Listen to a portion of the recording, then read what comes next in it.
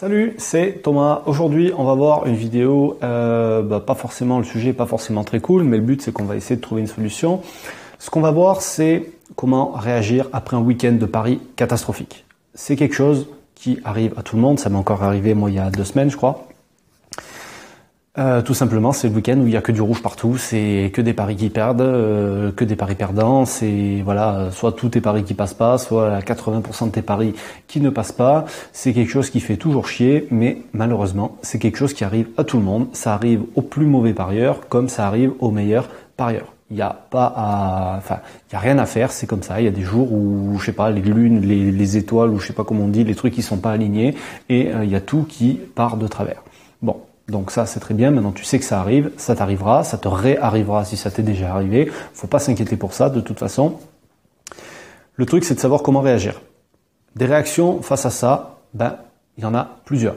Tu peux avoir la colère, tu peux avoir la déception, tu vas avoir le doute, tu vas avoir le stress, tu vas avoir des gens qui vont rester pas forcément impassibles et qui vont pas être touchés du tout, parce que ça fait toujours chier de perdre des paris de toute façon, hein. Si tu étais content de perdre des paris, tu ferais pas de paris sportifs. Je veux dire, c'est un peu maso, c'est bizarre quoi. Donc voilà, au niveau des émotions, c'est quand même des émotions assez négatives en général. Et au-delà de l'émotion, il va y avoir des réactions derrière, parce que tu vas pas forcément rester déprimé toute ta vie parce que tu as perdu un week-end de paris. Donc après, il va falloir réagir.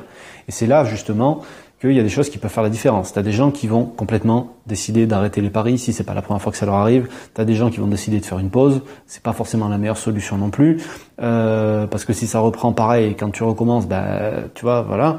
Il y a des gens qui vont peut-être essayer de se refaire en augmentant leur mise, d'autres qui vont réduire leur mise, c'est pas forcément une bonne idée non plus. Puis tu as des gens qui vont se remotiver complètement, tu as des gens qui vont continuer, repartir de l'avant, et c'est plutôt ce comportement-là qu'il faut avoir, parce que finalement, il y a seulement 3 choses à faire quand ça t'arrive.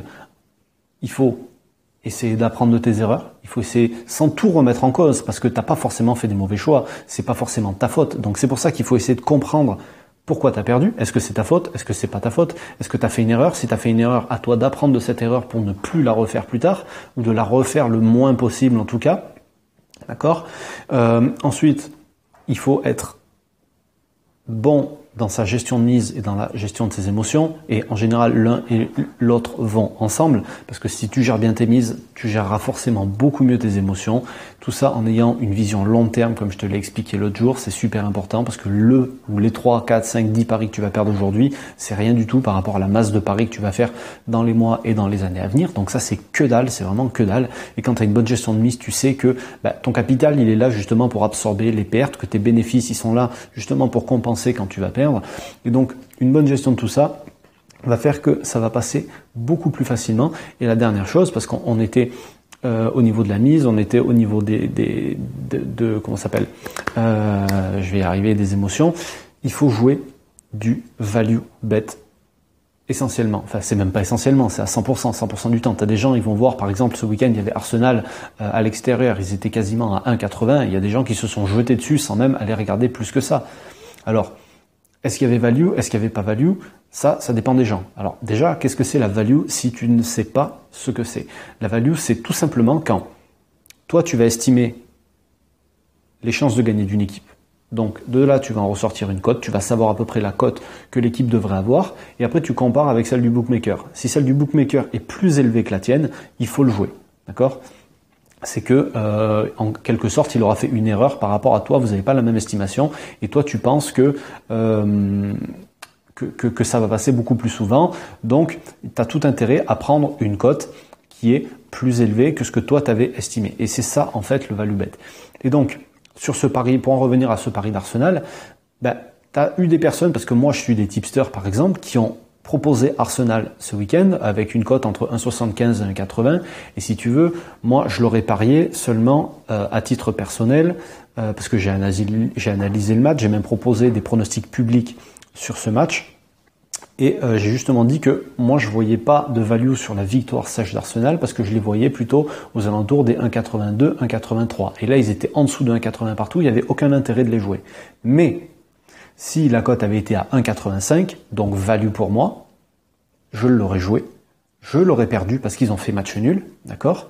Mais je n'aurais pas eu de regret parce que pour moi, il y avait une value. C'était intéressant de les parier à ce moment-là.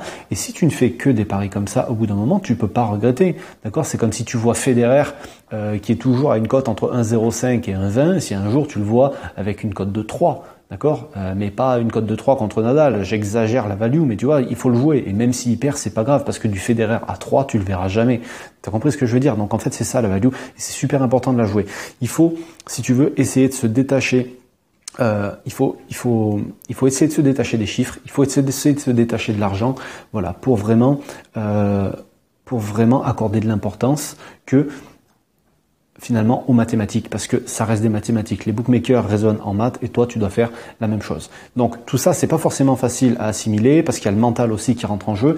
Et comme je t'expliquais déjà dans la vidéo de mardi, j'ai fait une formation qui s'appelle Prono Facile, qui justement rentre dans tous les détails d'un point de vue mental. On va parler donc de comment finalement arriver à prendre des décisions, comment tu vas mieux gérer tous ces moments-là. Donc vraiment en détail, là j'ai vraiment survolé le truc, la formation elle dure plus de 3 heures.